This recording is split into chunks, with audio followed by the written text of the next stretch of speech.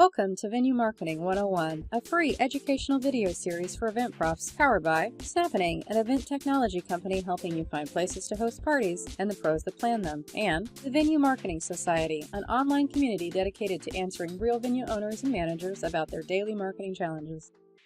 Well, hi there. I'm your host, Crystal Grave, the founder, president, and CEO of Snappening, and I'm also the author of the industry's ultimate guide to venue marketing, How to Market an Event Venue, a free downloadable guide to marketing venues from scratch with more than 300 pages of useful tips, ideas, stories, and real-life examples to immediately supercharge any venue's marketing plan. Feel free to connect with me on Twitter and a host of other places if you'd like. I'd love to hear from you. Hey everybody, we're back again this week with our Venue Marketing 101 video series. Just in case you missed episode 1, I want to suggest you give that a quick listen first and then catch up to any of these future episodes. Episode 1 really sets the tone for our discussions about venue discoverability. It helps define the venue discoverability model, and it highlights the 5 steps we're going to showcase over the course of a year with each episode in the series. In other words, episode 1 really helps all these other episodes make a lot more sense. You don't need to watch them all in order to get something out of them, but doing so may help some viewers plan their marketing strategies a little better. And we'd be doing you no favors if we didn't make a video series with something extra in the value department, right? Something you can use right now and see immediate results. That's where our individual episodes featuring more than 50 solid venue marketing ideas come into play. Each video gives you a few nuggets of solid marketing advice that's been tailored specifically for venue owners and managers. Some little aha or oh right idea that you can easily incorporate into your daily routine. So please feel free to join us weekly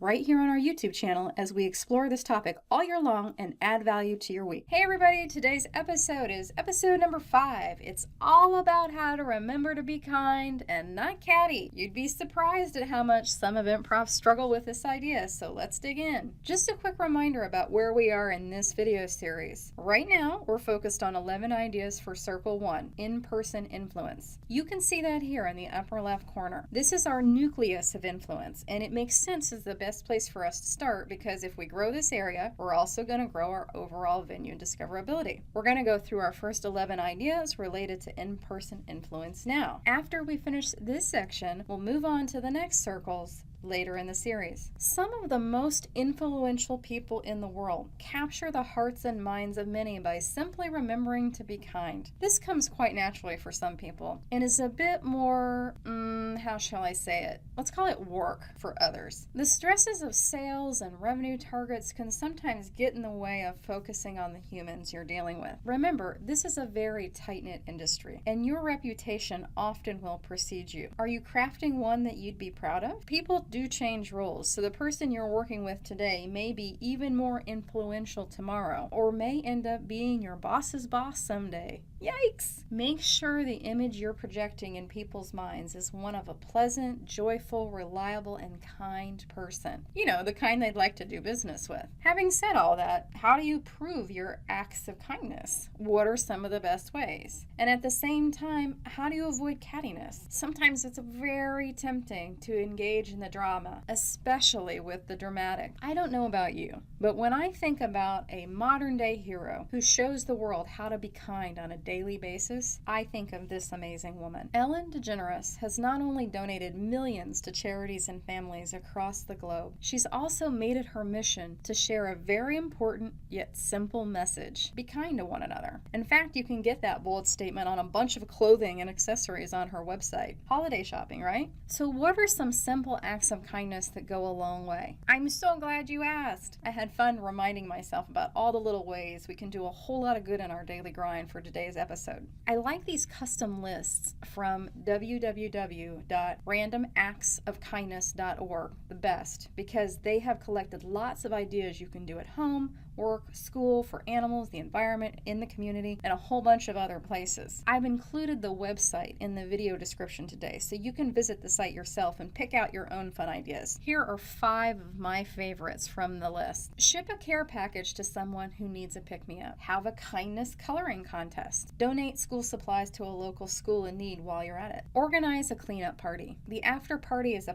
perfect reason to get to know your neighbors or clients and form deeper relationships with both. Bake Bake someone a cake. Or if you're in a rush, buy them one from a local bakery that can use the sale and would enjoy your industry referral. Welcome your new neighbor. We move a lot now due to our location-independent lifestyle, and I cannot tell you how lovely it is to have someone local say hello to us and make us feel welcome right away. Your knowledge of the neighborhood and local hotspot makes someone else's life much easier. It's almost a shame to come off that high note about being a wonderful, kind person to the notion of being dragged down into the muck by some drama. Drama.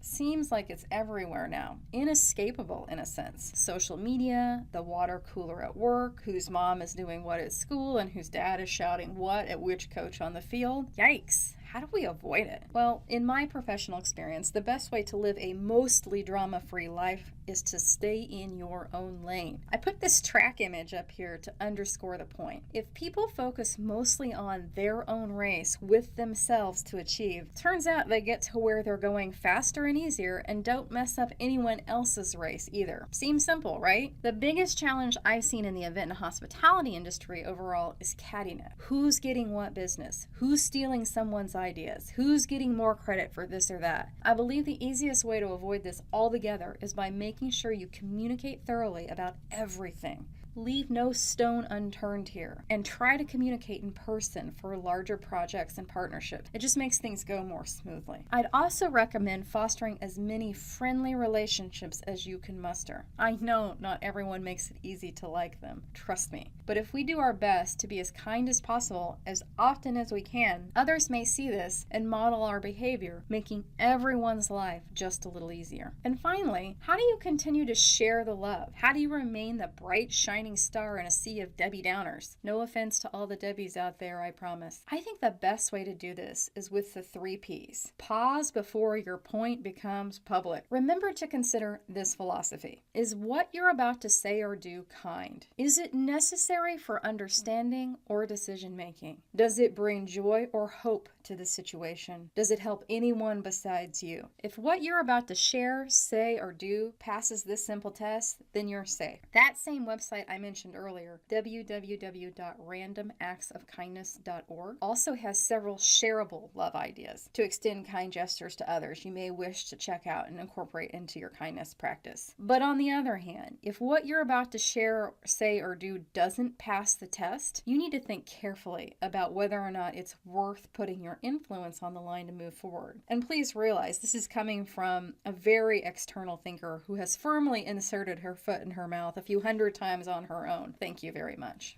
Now that you have loads of new kindness ideas up your sleeve, you're feeling good about avoiding catty drama, and you can share the love with ease, I invite you to join us here next week where we're going to talk about banishing business card boredom. If you've enjoyed this video and thought to yourself, you know what, it would be mighty handy to have some more content like this, and some people to talk to on a regular basis about my venue, and somewhere to ask questions right as I think of them, well then, I have just the place for you. Pop on over to Facebook and visit facebook.com/groups Venue Marketing Society, no spaces, and connect with us now. We have daily prompts about venue marketing ideas, real challenges people are facing, and other cool things we're finding online. We've also included a link to our group down in the video description here on YouTube to save you a step. I've also mentioned our free downloadable ebook a couple of times in the video, and in case you'd like more learning like this, but want to take it at your own pace and snag a copy of your own, you can grab this link and get the book down in the summary for the video, or you can head over to the blog post mentioned on the screen. Just complete the download form on the blog and poof, you're all set. You'll also receive more exclusive content when you sign up for the ebook that will help you with your learning over the next several weeks. We'd love to socialize with you. Join us online in any of the channels you see here. It'll be great to chat with you. The Venue Marketing 101 video series is created, produced, and licensed by Snappening. We extend our thanks to our production team and the artists who have helped contribute to the work showcased in this video. That's all for today's episode. We look forward to having you join us for the next one right here on our YouTube channel. Your likes and comments on this video help guide our team's future content roadmap, so share the love below if we're helping you in your venue marketing journey, and let us know how we could help you even more in the future. If you'd like to be notified about episodes as soon as they're released, consider subscribing to our YouTube channel at www.youtube.com/snappening.